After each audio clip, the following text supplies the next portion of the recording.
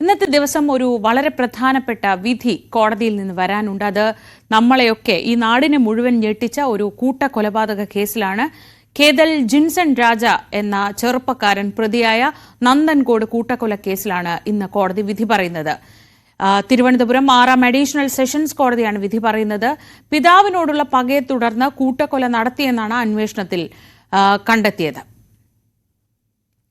2017 April 9 cliff house പരിസരത്തെ വീട്ടിൽ വെച്ചായിരുന്നു കൊലപാതകങ്ങൾ നടന്നത്. ക്ലിഫ് ഹൌസിന് സമീപത്തുള്ള ബെയിൻസ് കോമ്പൌണ്ടിലെ 117 നമ്പർ വീട്ടിലാണ് പ്രൊഫസർ രാജ തങ്കം, ഭാര്യ ഡോക്ടർ ജീൻ പത്മ, മകൾ കരോലിൻ, ബന്ധു ലളിത എന്നിവരെ കൊല്ലപ്പെട്ട നിലയിൽ കണ്ടെത്തിയത്. 3 മൃതദേഹങ്ങൾ കത്തിയ നിലയിലും ഒരെണ്ണം കിടക്കവിരിയിൽ പൊതിഞ്ഞ നിലയിലുമായിരുന്നു. വെട്ടിയും കഴുത്തറത്തും കൊന്ന ശേഷമായിരുന്നു കത്തിച്ചത്. കൊലകൾക്ക് ശേഷം കേഡൽ ചെന്നൈയിലേക്ക് പോയി. അവിടെ നിന്നും തിരിച്ചെത്തിയ ശേഷമാണ് പോലീസ് പിടിയിലായത്. തനിക്ക് മാനസിക പ്രശ്നമുണ്ടെന്ന് കോടതിയിൽ പ്രതി കേതൽ ജിൻസൺ രാജ വാദിച്ചു. കൊലപാതകം നടന്നപ്പോൾ താൻ തിരുവനന്തപുരത്തില്ലായിരുന്നു, ആ സമയം ചെന്നൈയിൽ അലഞ്ഞു നടക്കുകയായിരുന്നുവെന്നും കേതലിന്റെ വാദം.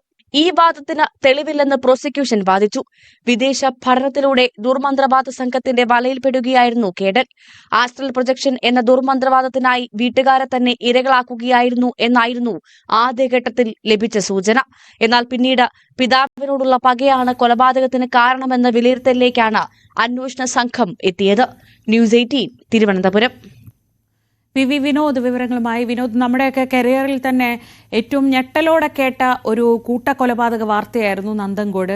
തിരുവനന്തപുരം നഗരത്തിന്റെ ഹൃദയഭാഗത്ത് അങ്ങനെ ഒരു കൂട്ടക്കൊലപാതകം നടന്നത് വളരെ വളരെ ഞെട്ടിക്കുന്നതായിരുന്നു. അങ്ങനെ ഒരു കേസിൽ ഇന്ന് വിധി വരുമ്പോൾ എന്താണ് പ്രതീക്ഷിക്കുന്നത്? ഈ സാഹചര്യ തെളിവുകളായിരുന്നു ഏറ്റവും പ്രധാനമായിട്ടുണ്ടായിരുന്നത്. അതെല്ലാം അംഗീകരിച്ചുകൊണ്ടുള്ള ഒരു വിധിയല്ലേ പ്രതീക്ഷിക്കുന്നത്?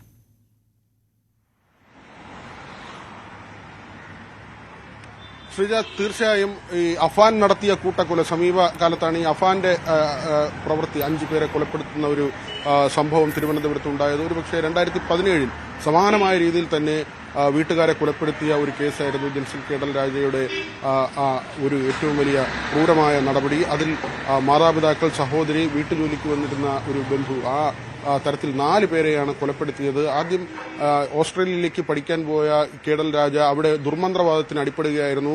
അതിലേക്ക് ആകൃഷ്ടനായി പിന്നീട് ആസ്ട്രൽ പ്രൊജക്ഷൻ എന്ന ഒരു കാര്യം, അതായത് ശരീരത്തിൽ നിന്ന് ആത്മാവ് വിട്ടുപോകുന്നത് കാണുന്നതിന് വേണ്ടി ഇത്തരത്തിൽ കൊലപാതകം നടത്തി എന്ന ഒരു വിലയിരുത്തലായിരുന്നു. പിന്നീട് മൊഴികളുടെ അടിസ്ഥാനത്തിലാണ് പിതാവിനോടുള്ള വൈരാഗ്യം ഇതിന് കാരണമായി എന്ന് കുറ്റപത്രത്തിൽ പോലീസ് ചേർക്കുന്നത്. ആ ഒരു കുറ്റപത്രമാണ് പിന്നീട് അഡീഷണൽ സെഷൻസ് കോടതിയുടെ മുമ്പിലെത്തിയതും. ആ കേസിലാണ് ഇന്നിപ്പോൾ കോടതി വിധി പറയുന്നത്. നേരത്തെ 2 തവണ വിധി പറയുന്നത് മാറ്റിവെച്ചിരുന്നു. ഇന്ന് കുറ്റക്കാരനാണോ അല്ലയോ എന്ന കാര്യമായിരിക്കും ആദ്യം പറയുക. ഏതായിരുന്നാലും വളരെ പ്രമാദമായ ഒരു കേസാണ്. ഈ സംഭവം നടക്കുന്ന ദിവസം, അതായത് ആദ്യത്തെ ദിവസം മാതാപിതാക്കളെയും സഹോദരിയെയും കൊലപ്പെടുത്തുന്നു. ആദ്യം മാതാവിനെ, പിന്നീട് പിതാവിനെ, സഹോദരിയെ ഈ തരത്തിൽ കൊലപ്പെടുത്തുകയാണ്. അന്ന് ഓൺലൈൻ വഴി വാങ്ങിയ ഒരു ആ മഴു കൊണ്ട് തലയ്ക്കടിച്ചാണ് ഇവരെ കൊലപ്പെടുത്തുന്നത്.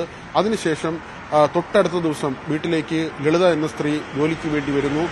അവിടെ സ്ഥിരമായി ജോലി ചെയ്യുന്ന ആളാണ്. അവരെ കൊലപ്പെടുത്തുന്നു. അതും കഴിഞ്ഞുള്ള ദിവസം അവിടെ ഒന്നും സംഭവിക്കാത്തതുപോലെ നടക്കുകയാണ്. ഈ ലളിതയുടെ മൃതദേഹമാകട്ടെ കത്തിക്കുകയാണ്. അവിടെ ശുചിമുറിയിൽ അവരെ ശരീരം കത്തിച്ചു കളയാനുള്ള ഒരു ശ്രമം നടത്തുന്നു. അതിനുശേഷം ഈ പറയുന്ന ഈ 2 ദിവസങ്ങളിലായി നടന്ന 4 കൊലപാതകങ്ങൾ, അതിന് തൊട്ടടുത്ത ദിവസം ആ വീട്ടിലേക്ക് കേബിളിന്റെ ആളുകൾ വരുന്നുണ്ട്. കേബിളിന്റെ പണം വാങ്ങാൻ. വലിയ സാമ്പത്തിക ശേഷിയുള്ള കുടുംബമാണ്. ബാങ്കിന്റെ പ്രതിനിധികൾ ആ വീട്ടിലേക്ക് വരുന്നുണ്ട്. അപ്പോഴൊക്കെ തന്നെ ഒന്നും സംഭവിക്കാത്ത മട്ടിലാണ് ഈ പ്രതി അവരോട് പെരുമാറിയത്. അതിനുശേഷം 8ാം തീയതി, ഈ 4ാം ദിവസം, ഈ സംഭവം നടന്ന 4ാം ദിവസമാകുമ്പോൾ ഇയാൾക്ക് വലിയ തരത്തിലുള്ള അസ്വസ്ഥതകൾ ഉണ്ടാകുന്നു. അങ്ങനെ ചെന്നൈയിലേക്ക് പോവുകയും പിന്നീട് പോലീസ് പിടിയിലാവുകയും ചെയ്യുന്നുണ്ട്. അതോടുകൂടിയാണ് ഇയാളുമായി ബന്ധപ്പെട്ട കാര്യങ്ങൾ പോലീസ് പരിശോധിക്കുന്നത്. ഓസ്ട്രേലിയയിലേക്ക് നേരത്തെ പഠനത്തിന് പോയിരുന്നു. ഉപരിപഠനത്തിനായി ഓസ്ട്രേലിയയിലേക്ക് പോവുകയും അവിടെ ചില ഈ ബ്ലാക്ക് മാജിക് എന്ന തരത്തിൽ ദുർമന്ത്രവാദം ചെയ്യുന്ന ആളുകൾ അവരുമായി അടുക്കുകയും അവരുടെ ഈ പ്രവൃത്തികളിൽ ഏർപ്പെടുകയും ചെയ്യുന്നു. പിന്നീടാണ് ഈ ആസ്ട്രൽ പ്രൊജക്ഷനുമായി ബന്ധപ്പെട്ട കാര്യങ്ങൾ സംശയിക്കുന്നത്. ഏതായിരുന്നാലും ഇപ്പോൾ കുറ്റപത്രത്തിൽ പറഞ്ഞിട്ടുള്ളത് പിതാവിനോടുള്ള വൈരാഗ്യം എന്ന കാര്യമാണ്. ജയിലിൽ ആത്മഹത്യയ്ക്ക് ശ്രമിക്കുന്ന സാഹചര്യം ഉണ്ടായി. പലരും ഇയാൾ കൂടുതൽ ആളുകളോട് സംസാരിക്കാത്ത നിലയായിരുന്നു.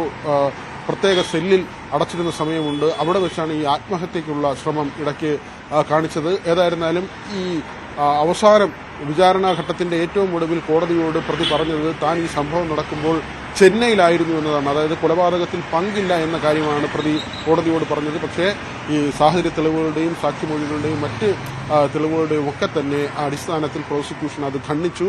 ഏതായിരുന്നാലും വളരെ പ്രധാനപ്പെട്ട ഒരു കേസിലാണ് ഇന്ന് വിധി വരാനിരിക്കുന്നത്. ശ്രീജ, ശരി, വിനോദാണ് വിവരങ്ങൾ നൽകിയത്.